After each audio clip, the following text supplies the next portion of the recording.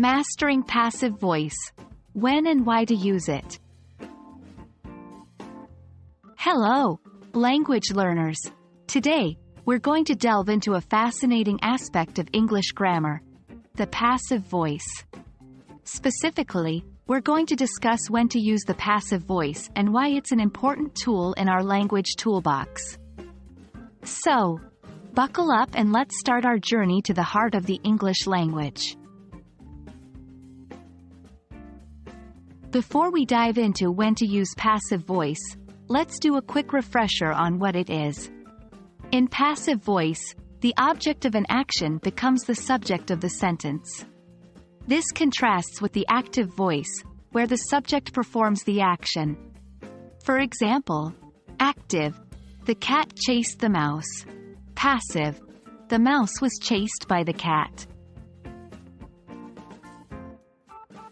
Now that we understand what passive voice is, let's explore the situations where you'd want to use it. 1. When the performer of the action is unknown or irrelevant. If we don't know who is responsible for the action, or it doesn't matter, we use the passive voice. For example, the window was broken. We don't know who broke it. 2. When the object is more important than the subject. This shifts the focus to what we consider more important or interesting. For example, a new vaccine was developed. The development of the vaccine is more important than who developed it. 3. When we want to be vague or indirect.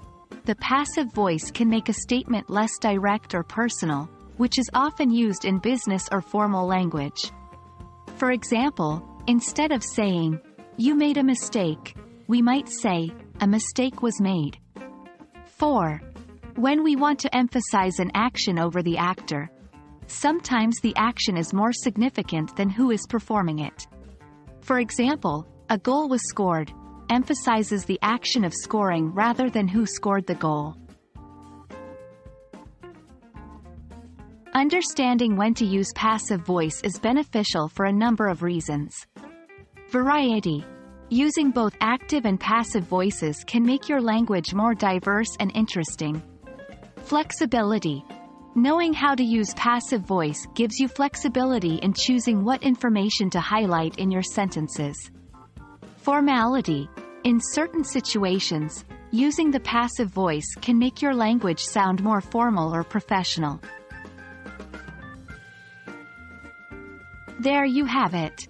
Those are some of the key situations where you might choose to use the passive voice. Remember, it's all about emphasis and the meaning you want to convey. Use passive voice wisely, and it can truly enrich your English writing and speaking. Until next time, keep practicing and happy learning.